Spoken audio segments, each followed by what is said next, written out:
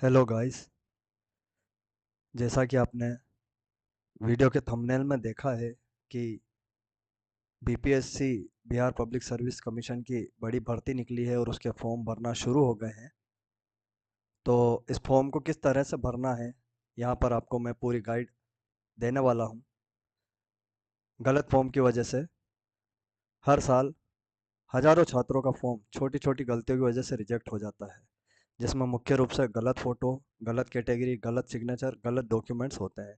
इस वीडियो में सब कुछ स्टेप बाय स्टेप समझेंगे। अगर ये वीडियो आपको अच्छी लगे तो लाइक ज़रूर करना, अपने दोस्तों के साथ शेयर करना और समय पर सरकारी भर्ती के सभी अपडेट, एग्ज़ाम पैटर्न से लेकर के नई भर्ती का अपडेट और एडमिट कार्ड तक के अपडेट के लिए आप चैनल को सब्सक्राइब ज़रूर करना।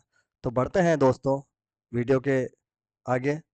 बताता हूँ मैं आपको कि बीपीएससी का फॉर्म भरें, खुद भरें या किसी से भरवाएं, तो भी सावधानी पूर्वक भरना है और ध्यान देना है कि फॉर्म को सही तरीके से किस तरह से भरा जाए। चलते हैं अगले फोटो पर। तो अगला जो है हमारे पास वो है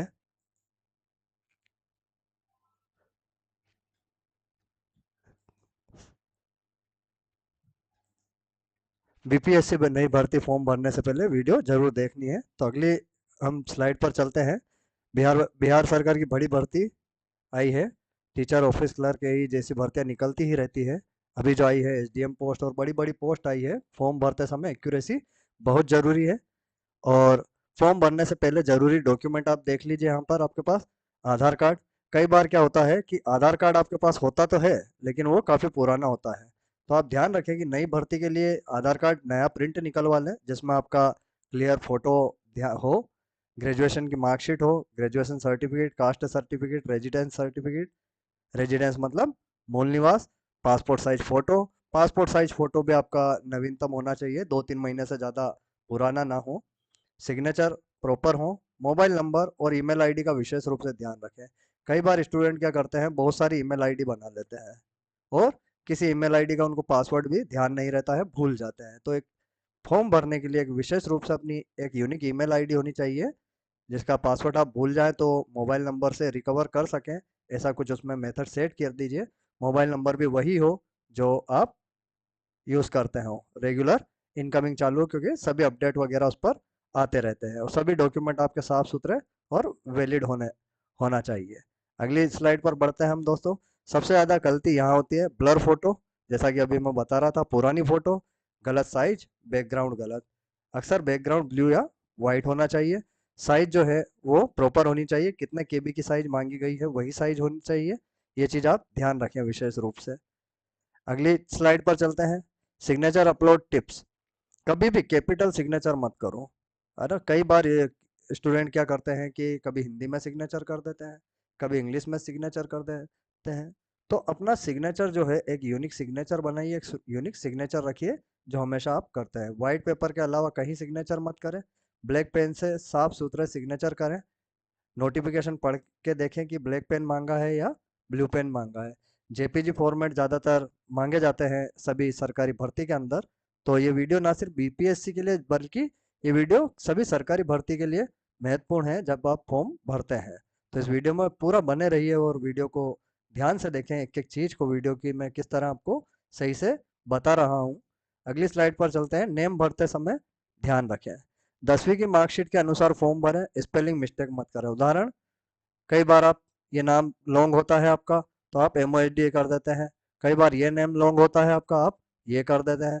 बाद में करेक्शन मुश्किल हो जा सकता है। और इम्पोर्टेंट बात जो है यहाँ पर ये देखिए कि आधार कार्ड और 10वीं की मार्कशीट में नाम एक जैसा होना चाहिए।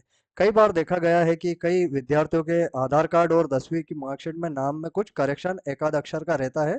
तो आप ये विशेष रूप से ध्यान रखें कि आपका आधार कार्ड और 10वीं की मार्कशीट में नाम एक जैसा हो।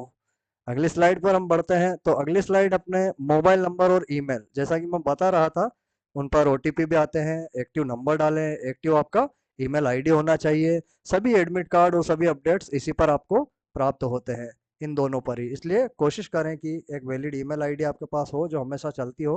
मोबाइल चेंज करने पर आपको पासवर्ड जिसका याद हो आप लॉगिन कर सकते हैं, क्योंकि मोबाइल का कोई भरोसा नहीं, कब खराब हो जाए, कब स्क्रीन खराब हो जाए और हम सारा रिकवर ना कर पाए। तो ये चीज़ का आप विशेष रूप से ध्यान रखें कि ईमेल आईडी आपकी बहुत ही यूनिक होनी चाहिए, जिसके पासवर्ड वगैरह आपको सब पता हो। एक से ज़्यादा ईमेल आईडी ना बनाए, ज़्यादा ईमेल आईडी ना हो, कोशिश करें एक यूनिक ईमेल आईडी अपने पास जरूर बना के रखें जो आपके भर्तियों में काम आए। कैटेगरी जनरल है तो ओबीसी मत चुनो, ईडब्ल्यूएस तभी चुनो, एसी/एसटी तभी चुनो जब आपके पास उसके डॉक्यूमेंट हो। गलत कैटेगरी आपको फॉर्म कैंसिल हो सकती है, और फॉर्म कैंसिल ना भी हो तो आगे जाकर के आप रिजेक्ट हो सकते हो अगर आपके पास इनसे रिलेटेड सर्टिफिकेट ना है तो इस बात का विशेष रूप से ध्यान रखें, जल्दी जल्दी में कोई गलत कैटेगरी सेलेक्ट ना हो जाए। अगली स्लाइड पर बढ़ते हैं दोस्तों। एड्रेस सही भरें, परमानेंट एड्रेस सही भरें, पिन कोड सही से ध्यान से डालें। पिन कोड में कई बार जल्दी जल्दी में हम एक की जगह 0, 0 की जगह 2 डल जाता है, स्पेलिंग मिस्टेक ना करें। डिस्ट्रिक्ट और स्टेट ध्यान से सेलेक्ट करें, ठीक है, गलत स्टेट सेलेक्ट ना हो जाए। ये चीज़ का आप बीपीएससी के अलावा सभी सरकारी भर्ती में विशेष रूप से ध्यान रखें। क्वालिफिकेशन डिटेल्स, मार्क्स सही भरें, पासिंग ईयर सही डालें, 2002 की जगह 2010 की जगह 2011 ना डल जाए। सीजीपीए को परसेंटेज में गलत कन्वर्ट मत करें। कई बार होता है कि कई विद्यार्थियों के बोर्ड अलग अलग होते हैं तो सीजीपीए लिखा हुआ होता है, परसेंटेज नहीं होते हैं। तो प्राप्तांक को अपन पूर्णांक इंटू 100 सही से आप उसका कन्वर्ट करके परसेंटेज निकाल लें। फाइनल ईयर वाले एलिजिबिलिटी जरूर चेक करें, ये जरूर चेक कर लें कि आप फाइनल ईयर में पढ़ रहे हैं तो नोटिफिकेशन में क्या है वो फॉर्म भर सकते हैं या नहीं भर सकते हैं।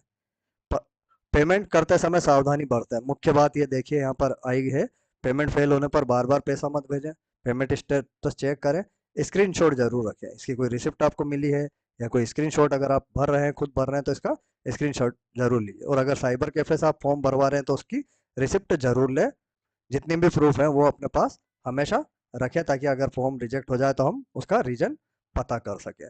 अगली स्लाइड पर चलते हैं। फाइनल सबमिट, देखिए हर सरकारी फॉर्म फाइनल सबमिट होने से पहले हमें एक मौका देता है, name, date of birth, category, photo, signature, qualification, सब कुछ एक बार दोबारा चेक कर लें।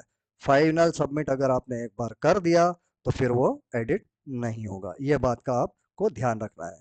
कॉमन मिस्टेक जो फॉर्म रिजेक्ट में हो जाती है वो होती है गलत फोटो की वजह से, गलत डेट ऑफ बर्थ की वजह से, गलत कैटेगरी की वजह से, इनवैलिड सर्टिफिकेट, आपके पास कास्ट सर्टिफिकेट नहीं है, आपने इनवैलिड लगा दिया, गलती से कास्ट सर्टिफिकेट में आपने मूल निवास रेजिडेंस सर्टिफिकेट अटैच कर दिया, तो ये चीज़ आपको ध्यान रखना है। पेमेंट आपका पेंडिंग रह गया, इन गलतियों से हमेशा बचना चाहिए।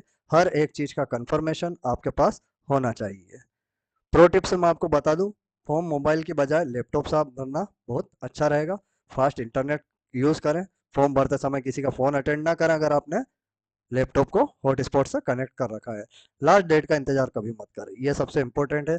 कई कैंडिडेट देखते हैं कि भर देंगे इस वक्त की बीपीएससी की 31 तारीख लास्ट है, 31 मई लास्ट है, भर देंगे, और अक्सर क्या होता है कि लास्ट टाइम पर सर्वर डाउन हो जाता है। सर्वर डाउन होने का मतलब क्या है कि इंटरनेट पर जो सर्वर कनेक्ट है इसका उस पर लोड ज़्यादा बढ़ जाता है। ठीक उसी की तरह कि एक बस में 35 सवारी की बस है लेकिन उसमें 70 जने बिठा दिया जाए तो उसकी स्पीड में फर्क पड़ेगा।